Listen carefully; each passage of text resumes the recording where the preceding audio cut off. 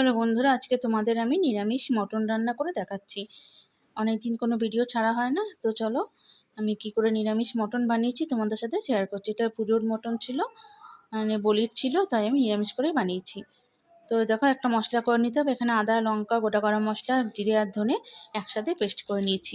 ঠিক আছে, তারপর কড়াইতে তেল দিয়ে গোটা গরম মশলা ফোড়ন দেবো আর তেজপাতা দিয়ে এখানে আমি দুটো বড় বড় টমেটো দিয়ে দিয়েছি ছোটো ছোটো করে কেটে। তো টমেটোটা তাড়াতাড়ি সিদ্ধ হওয়ার জন্য এখানে 2 চামচ নুন দিয়ে দেবো, যাতে টমেটোটা একটু তাড়াতাড়ি সিদ্ধ হয়ে যায়। তারপর নুন দিয়ে এখানে আমি একটু মিট মশলা, না আমি এখানে ফার্স্টে যে মশলাটা বেটে রেখেছিলাম জিরে, হ্যাঁ এই মশলাটা আমি দিয়ে দেবো।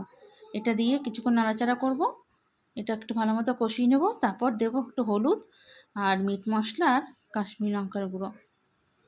তো বন্ধুরা, এটা ভালো মতো কষতে থাকুক। তোমরা আমার ভিডিওটা স্কিপ করলে কিন্তু বুঝতে পারবে না, তো তোমরা ভিডিওটা পুরোটা দেখতে থেকো। তারপর যদি তোমাদের ভালো লেগে থাকে ভিডিওটা, তোমরা একটু বেশি বেশি শেয়ার করে দিও, লাইক কমেন্ট করে দিও। আর যারা ইউটিউব থেকে দেখছো তাদেরকে অনুরোধ, তারা একটু সাবস্ক্রাইব করে দিও। তো এই দেখো, আমি একটু মিট মশলা আর একটু কাশ্মীরি লঙ্কার গুঁড়ো দিয়ে দিয়েছি, দিয়ে এটা ভালো মতো কষাবো, যতক্ষণে তেল ছাড়ছে কষাতে হবে। তারপর যখন দেখবে তেল বেরিয়ে গেছে তখন মটনটা দিয়ে দেবে। মটনটা আমি ধুয়ে রেখে দিয়েছিলাম। তো এবারে মটনটা দিয়ে আমি অনেকক্ষণ ধরে ঢেকে ঢেকে কষাবো।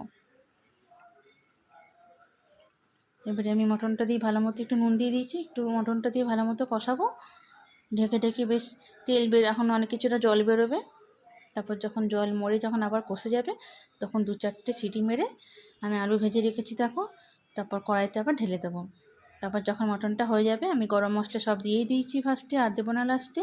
সামান্য একটু চিনি উপর দিয়ে একটু চিনি দিয়ে দেবে। আর যেহেতু এখানে পেঁয়াজ পড়ছে না, তো একটু সামান্য একটু চিনি দিয়ে দেবে লাস্টে। আর একটু গরম ধনেপাতা দিয়ে রান্নাটা কমপ্লিট করবে। খেতে কিন্তু খুব ভালো হয়েছিল বন্ধুরা।